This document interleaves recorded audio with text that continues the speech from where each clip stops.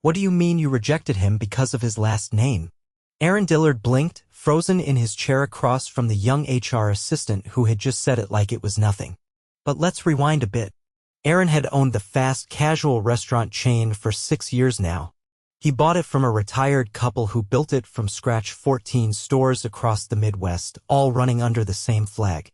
When Aaron took over, he doubled the size of the staff, modernized the menu, and rolled out digital ordering to keep up with bigger brands. Business had been solid. Until lately. In the last 6 months, customer complaints had been piling up from one store, in particular Store 9, located near a college town. The numbers didn't match. Turnover was high, morale low. Every report he got from upper management was vague. "We're working on it," they kept saying. Aaron had enough. He needed to see it himself. He didn't tell anyone. Instead, he shaved his beard, dyed his hair darker, put on fake glasses, and went by Adam. He applied online for a crew member position at Store 9 through a third-party hiring site, the same one his company used for all entry-level roles. It was routine. Corporate had gotten so big, nobody at the local level had ever met him in person. That was part of the problem. The day of his interview, he wore an old polo shirt, faded jeans, and kept his head down. The HR assistant, a young woman in her 20s with a tight ponytail and a tired look in her eyes, called him in. "Adam, right?" she asked, scanning her screen. "Yeah," he said. She barely looked at him. "You applied for kitchen crew. Before we go further, I just want to double-check something. Your last name is Dillard." He nodded. She sighed, leaned back in her chair. "Look, I'm just going to be honest. I don't think you'll be a good fit here." Aaron frowned. "Because of my last name?" "Yeah, the manager here. He doesn't like dealing with people who might be connected to corporate. We've had guys in the past try to be corporate spies or whatever. So, we've kind of stopped hiring people with names that match anyone in the upper chain. Saves us headaches." Aaron's stomach dropped. "Wait, you're saying you filter people out based on their last name?" She looked uncomfortable now. "Look, it's not my call. I'm just doing what I was told. If your name was Smith or Johnson, we wouldn't be having this conversation." Aaron sat there, stunned.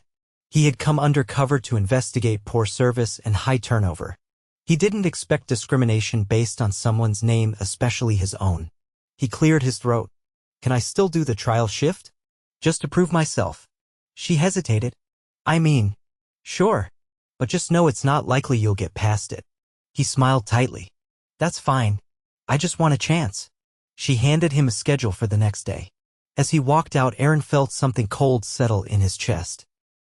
If they were turning people away based on their last name, what else were they doing behind closed doors? The next morning, he showed up for his shift. The kitchen was loud, hot, and chaotic. There were only 4 people running the whole place. 1 cashier, 2 kitchen staff, and the shift manager, a tall guy with a shaved head and a loud voice named Brett. "Who the hell are you?" Brett asked as soon as Aaron walked in. "Adam, I'm doing a trial shift." Brett rolled his eyes. "Great. Another reject from HR. You screw up, you're out." "Got it." Aaron nodded. He was assigned to prep cutting vegetables, wrapping burgers, restocking sauces. Within the first hour, he realized how bad things were. Orders were backed up, the fryer was filthy, and no one smiled. The cashier, a quiet girl named Naomi, kept apologizing to customers who waited too long. She got no help from Brett, who barked at her every time she asked for something. "Maybe if you didn't take 3 hours to ring up one order, we wouldn't be backed up," he shouted. Naomi flinched. Aaron's jaw tightened. He kept chopping, his eyes sweeping the space.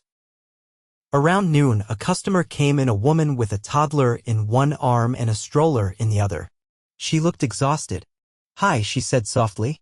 "Can I just get a grilled chicken sandwich with no mayo?" Naomi nodded. "Sure thing." Brett marched over. "We're out of grilled chicken." Naomi turned. "I thought we had 4 left?" Brett glared. "I said we're out." Aaron checked the prep fridge. Grilled chicken was right there, still in stock. He opened his mouth to say something, but Brett shot him a look that shut him down. The woman sighed, clearly frustrated. Okay. Then just a small fries, please. She walked away quietly, but Naomi's face was red. After the woman left, Naomi turned to Brett. We had chicken. Why did you lie? Brett leaned in close. Because I don't feel like making it. You don't like it. Take it up with corporate. That was it. Aaron waited until the shift ended. He helped close down the kitchen, said goodbye to the team, and walked out into the parking lot. He sat in his car for a long time. This wasn't just a bad day. This was culture rot. And it started with the man in charge. He stared at the schedule in his hand. He had 2 more trial shifts before it ended. He wasn't going to waste them. He was going to see everything. Aaron arrived 15 minutes early the next day. The morning crew was just unlocking the side entrance when he approached, head down, hands in his jacket pockets. It had rained overnight. The sidewalk was damp, the air heavy. He waited quietly while the opener, a tall, lean man in his 40s with a stiff gait, struggled with the sticky lock. You the new kid? The man asked without looking up. Yeah, Adam. The man finally got the door open and stepped aside. I'm Vince. I do morning opens. Clocking fast, we've got deliveries coming in hot. Inside, the store was dim and quiet. Most of the lights were still off. Aaron followed Vince through the back corridor, passing a small break room that smelled faintly of microwaved eggs and old coffee. A young woman sat at the table sipping from a paper cup, earbuds in, staring blankly at nothing. She didn't acknowledge them. Vince dropped a key into the register drawer and pushed open the walk-in freezer, muttering to himself. Aaron headed to the time clock, punched in, and grabbed an apron from the wall. The fabric was stiff with grease. He joined Vince in the back prep area where boxes of frozen patties and bulk produce were stacked crookedly beside the fridge. The man was already cutting open a box of lettuce with a pocket knife. Start chopping onions. They're in the bottom crate. Aaron crouched to pull the crate forward. The floor beneath it was damp and sticky. He looked up.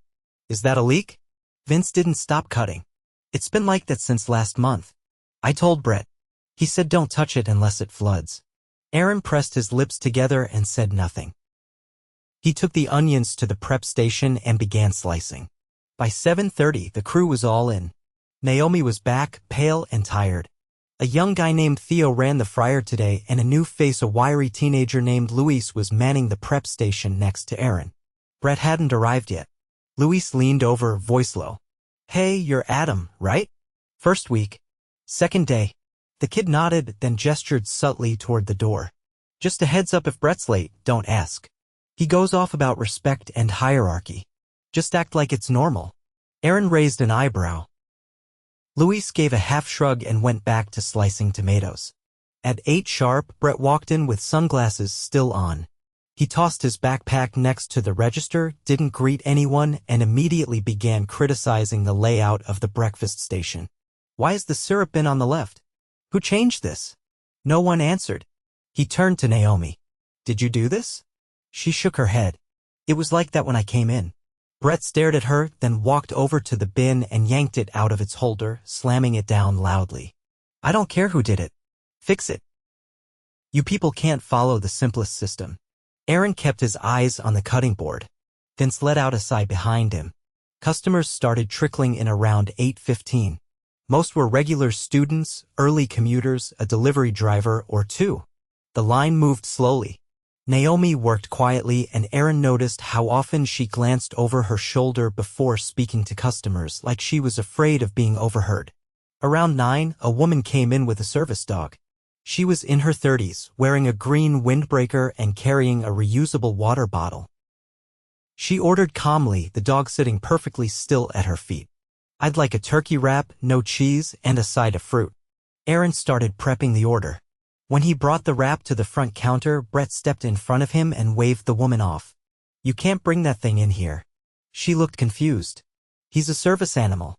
Brett pointed at the dog. Unless it talks, I don't care. We don't serve people with dogs inside. Health code. Aaron opened his mouth, stunned. The woman didn't raise her voice. She reached into her jacket and pulled out a laminated card. He's registered. It's federal law. Brett didn't look at the card. I said no. You can take it to go or leave. Aaron looked at Naomi. She looked down. The woman stared at Brett for a long second. Then she picked up her bag, turned, and left without saying another word. Brett turned to Aaron. Don't serve people like that.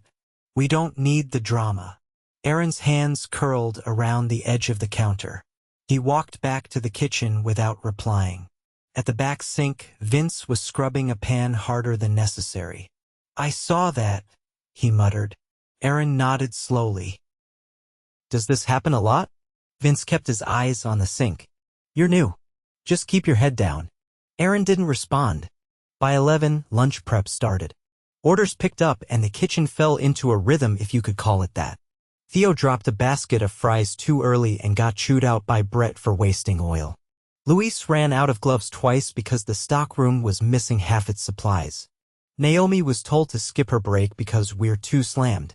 Aaron offered to take the register so she could sit for 5 minutes. Brett caught wind of it and shut it down. She doesn't need you playing hero. She knows how to manage her time. Aaron stared at him. She hasn't sat down since she came in. Brett walked over, close enough that Aaron could smell the cheap cologne. You got a problem with how I run my store? Aaron didn't blink. I have a problem with people being treated like machines. Brett scoffed. Then maybe this job isn't for you. Aaron walked away. In the break room later, Luis joined him for a quick bite of cereal from a plastic container. Don't push him, man. He's the kind that'll write you up if you breathe wrong. Aaron leaned back. Why does nobody report any of this? Luis looked up from his cereal. They used to. Then the reports just stopped getting responses. We think someone up top is ignoring them or deleting them. Aaron stared at the wall, letting that sink in. Luis hesitated. You seem different. You actually listen. Aaron looked at him. Do you like working here? Luis shrugged. I like the food. I like Naomi. But this place? It's just a paycheck. Nobody expects to be treated right. Aaron stood without saying anything and walked to the back office. Brett was inside, feet on the desk, scrolling on his phone. We need to talk. Brett didn't look up. You don't make the schedule. Get out. Aaron didn't move. You turned away a disabled customer. You're denying breaks. You're lying to customers. You're making decisions that expose the company to lawsuits. Now Brett looked up. Who the hell do you think you are? Aaron took a step forward. You'll find out soon enough. Brett stood up slowly, posture aggressive. You threatening me, rookie? Aaron's voice was calm. I'm stating facts. I'll finish my shift. After that, you and I are done talking. He walked out before Brett could respond. On the floor, Naomi was wiping down a table. She looked up, surprised by the look on his face. Aaron gave her a small nod, just enough to say, hold on. The tide's turning. And for the first time all day, she looked like she believed it. Aaron showed up for his third and final shift 30 minutes early. He didn't say much as he entered through the back, just gave a nod to Vince, who was already halfway through inventory and juggling an early produce drop-off with a clipboard tucked under his arm. Nobody questioned his silence. They were all too used to keeping their heads down. He moved quickly through the prep list without being told, keeping to himself but watching everything. He wasn't just observing anymore. He was gathering proof. Every interaction, every shortcut, and every time someone was ignored or dismissed, it was all building toward what needed to happen next. At 9, Brett arrived. He didn't greet anyone. He walked straight to the back, kicked open the office door, and shut it behind him with a stiff thud. From where Aaron stood, he could hear muffled laughter and the sound of a soda can popping open. No one reacted. It was just another day. At 10:15, Naomi dropped a cup lid behind the counter and bent down to retrieve it. The line was short, just 2 customers. She stood up just as Brett walked past and muttered something under his breath. Aaron caught it. Maybe if you moved faster, we wouldn't be stuck watching you all day. Naomi stiffened but said nothing. Her jaw tensed, but she kept taking the next order. Aaron stepped forward. Brett. Brett didn't turn around. I need 5 minutes. You're not on break, he said without looking back. Aaron didn't move. It's not a request. Brett finally turned. You think you've earned the right to office. Now. The tone wasn't angry. It was final. Brett paused, eyes narrowing. Then he laughed once, short and sharp, and walked into the office. Aaron followed, closed the door, and locked it behind him. You're done here, he said. Brett leaned against the desk, arms folded. What are you talking about? Aaron reached into his back pocket and pulled out his wallet. He dropped it on the desk, flipped it open, and pointed at the ID inside. Aaron Dillard, founder, owner. You've been managing one of my stores like it's your personal trash heap. That ends today. Brett stared at the ID for a full beat, the color draining slightly from his face. Then he straightened up. You can't just walk in here pretending to be someone else, and I can. And I did. 3 days ago, I applied to my own company and was told I might be rejected because my last name matched mine. Brett opened his mouth, but Aaron raised a hand. I watched you lie to customers. Deny people the right to bring in service animals. You've denied breaks, harassed staff, and ignored basic hygiene requirements. You've created a culture where employees are terrified to speak up, and you've driven morale into the ground. Brett's voice dropped. You don't know what it takes to run a store like this. You're sitting in an office somewhere in a different city while I deal with lazy kids and constant turnover. You think you know better? Aaron didn't flinch. Yes. I built this company from the ground up, and I've watched people like you destroy everything that made it worth building. He picked up the tablet from the desk, tapped into the scheduling software using his admin credentials, and pulled up the store roster. You're off the schedule. Effective immediately. Corporate HR will contact you by end of day. Security will deactivate your access within the hour. Brett pushed off the desk. You're throwing me out for being strict? Aaron's eyes locked onto his. I'm removing you for being toxic, discriminatory, and incompetent. For the first time, Brett didn't have a response. Aaron opened the door and stepped out into the hallway. The kitchen had gone quiet. Naomi and Luis stood at the register, frozen halfway through a transaction. Theo peeked out from the fryer station. Vince stood behind the sink, his hands dripping with water, eyes fixed on the office. Brett stepped out behind Aaron. He's not your manager anymore, Aaron said, loud enough for everyone to hear. He no longer works here. Nobody spoke. Aaron turned to Naomi. Can you finish this order? She nodded slowly. He turned to Vince. Can you keep things steady for the next hour? I'll be bringing in someone from corporate operations to meet with you all. Vince gave a nod, not breaking eye contact. Aaron walked to the front and pulled out his phone. He stepped outside, dialed a number, and waited. Emily, I need you at store 9. Now. Yes. Bring HR and ops. No delays. I want a full audit started within the hour.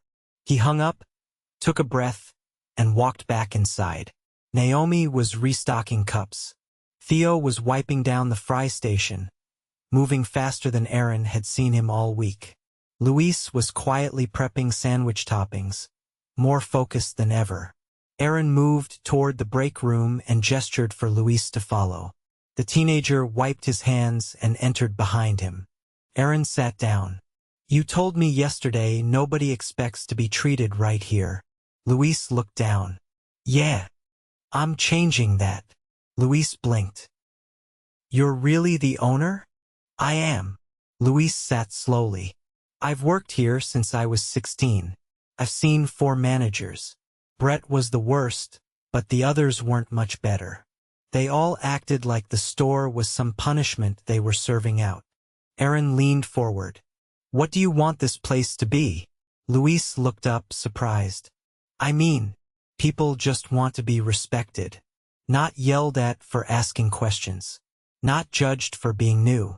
It's not that deep. Aaron nodded. Starting today, we're bringing in a new general manager. Someone who knows how to lead without fear. I've also asked HR to review every complaint that was buried and find out who's been ignoring them. Luis gave a small, stunned laugh. That sounds like something out of a movie. Aaron smiled faintly. It shouldn't. He stood, then paused. Has anyone ever told you you're sharp? Luis shrugged. Not really. They should have. You're observant. Calm under pressure. I want you to help train the new hires coming in next month. We'll pay you extra. You good with that? Luis sat back, nodding slowly. Yeah, I am. Aaron walked out and crossed the dining area to the front register. Naomi was helping a customer, her voice steadier now. When she finished, Aaron stepped beside her. I owe you something, he said quietly. She looked over, confused. You stood your ground when it mattered. You gave customers dignity even when you weren't given the same. That's leadership. She blinked, unsure how to respond. I want to talk to you later about moving into a shift lead role. Not today, we'll let the dust settle, but soon. You've earned that. Her eyes welled up slightly, but she didn't speak. She just gave a grateful nod. By early afternoon, Emily and 2 HR reps arrived. They moved quickly, pulling records, interviewing staff, reviewing footage. Aaron stayed until every employee had been spoken to individually and every past complaint had been recovered from the system. Several had been marked as duplicate or unsubstantiated without being read. That would be addressed. As the sun dipped low, casting long shadows through the front windows, Aaron gathered the team on the floor. I came here thinking we had a customer service problem. What I found was something deeper. You've all been getting through your days with very little support. That stops now. He looked at each of them. I'm not going to promise perfection, but I will promise accountability. This store is going to be rebuilt, not just the people, but the trust. I'll be back regularly. You'll see my face. You'll have a voice. He stepped back, letting them absorb it. Theo raised a hand slightly. Does this mean we're getting a new fryer? This one's older than me. Aaron chuckled. Yes, and a new floor mat. And a working freezer door. The tension broke. Even Vince cracked a smile. Aaron didn't linger. He left quietly, stepping into the cool evening air, the door clicking shut behind him. He didn't need applause. He just needed to know they'd be proud to wear the name over the front door again. The following Monday, the mood inside Store 9 was different, not cheerful, not relaxed, but quiet in a way that felt cautious. People spoke just above a whisper, kept their heads down, and avoided eye contact for too long, as if waiting to see whether the promises made last week would mean anything once the dust settled. Aaron returned without disguise. He wore a plain navy sweater, dark slacks, and no name tag. No grand entrance, no announcement. He walked through the side entrance just after opening, nodded to the few employees already prepping, and went straight to the manager's office. The door was open now, literally and figuratively. Inside sat a woman in her 40s, short haircut, clean blazer, and a binder open in front of her, Angela Ruiz, the interim general manager brought in from another district location. She'd been with the company for 7 years and had a reputation for salvaging underperforming stores without burning out the crew in the process. Angela looked up. Morning. I've got the team roster, shift gaps, and an incident log going back 3 months. You've got a few minutes? Aaron, Saturday, let's go. She flipped the binder around. We're missing consistent late lunch coverage. Whoever set the previous template didn't schedule floaters between the kitchen and floor, so everyone's been stretched thin. I've already pulled 2 crew leads from Store 5 willing to rotate in twice a week until we hire. Aaron scanned the notes. Good. What about supply waste? Brett was over-ordering perishables and letting them expire in storage. Naomi flagged it last week. She's got a spreadsheet tracking actual usage now. It's meticulous. Aaron nodded once. She's sharp. Angela leaned back. She's also hesitant. She's not sure she wants the shift lead role yet. Said she's not used to being listened to. I'm not going to push her, Aaron said. I just want her to know it's there when she's ready. Angela closed the binder. There's one more thing we need to talk about. HR finished their review. He folded his hands. What did they find? 3 complaints were intentionally buried. she said. 2 from Naomi, verbal harassment, denied breaks. 1 from Luis regarding profiling during hiring screenings. All 3 were marked duplicate without being opened. The HR assistant responsible is no longer with the company. Aaron's expression didn't change. Was that the same person who interviewed me? Angela nodded. She admitted to filtering candidates based on names. She said she was told to avoid corporate types, but no one above her ever gave that directive. It was something she picked up from Brett during onboarding. Was she trained by him? She shadowed him for 2 weeks when she first started. That's where most of her habits came from. Aaron stood and walked to the window. Outside, the light hit the sidewalk just right. A group of college students passed the storefront, laughing over something on someone's phone. One of them pointed at the window poster advertising a new menu item and made a comment Aaron couldn't hear. He turned back to Angela. Let's hold a team meeting at the end of second shift. I want everyone there. No uniforms. No clipboards. Just a conversation. Angela stood. I'll clear the schedule. That evening, the break room was packed. Chairs were pulled from the dining floor. The overhead light flickered once, then steadied. Aaron stood near the whiteboard, sleeves rolled up, a pen in his hand he never used. Naomi sat near the back, arms crossed loosely. Luis leaned forward in his chair beside her, elbows on his knees. Vince stood near the mini-fridge, cup of water in hand. Theo, now on evening shifts, sat beside 2 new hires who'd just finished their first week. Nobody talked much. Aaron looked around. I know this isn't normal. Meetings usually mean you're in trouble or someone's being let go. That's not what this is. He let the silence sit for a second. Last week, you saw someone get fired on the spot. That wasn't a spectacle.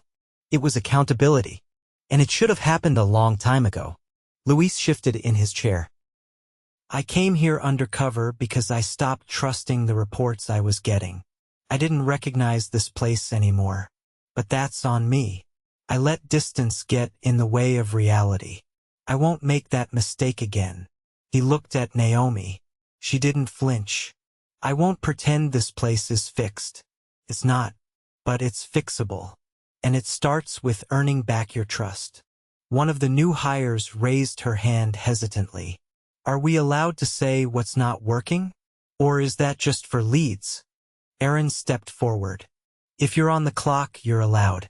That's the standard moving forward. Doesn't matter what your title is. She nodded, seeming both relieved and surprised.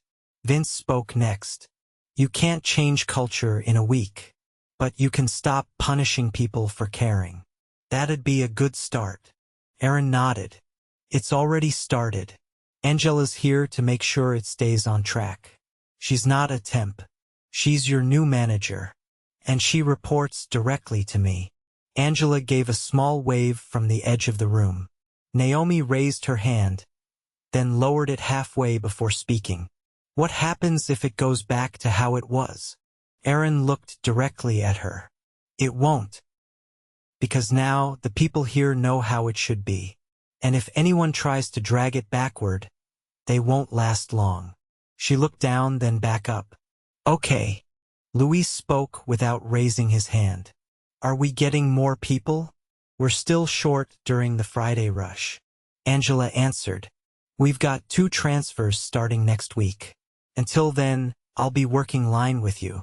And yes, we're adjusting shift lengths to prevent burnout. Aaron added.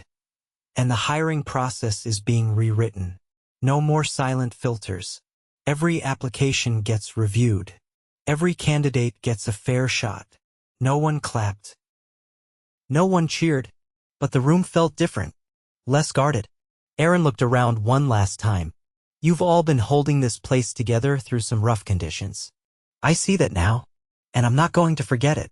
He didn't stay long after. He gave a few quiet thank yous, shook a few hands, and left through the side door. The air outside had cooled and the sidewalk was still damp from a short burst of rain earlier in the day. He didn't drive off right away. He sat in his car, watching the store from across the lot. The lights stayed on. Inside, the team started closing down for the night. Naomi wiped down the counter while Luis broke down the prep station. Theo tossed out the trash. Angela stood at the register watching them work, not supervising, just present. Aaron reached into the passenger seat and pulled out a folder. Inside were notes, policy changes, HR adjustments, leadership training outlines. They'd start rolling out next quarter. Not just at Store 9, but across every location. The problem hadn't been isolated. It had been ignored. Not anymore. He closed the folder and started the engine, pulling out of the lot and merging into traffic without looking back. He didn't need to. He'd seen enough to know which direction things were finally heading.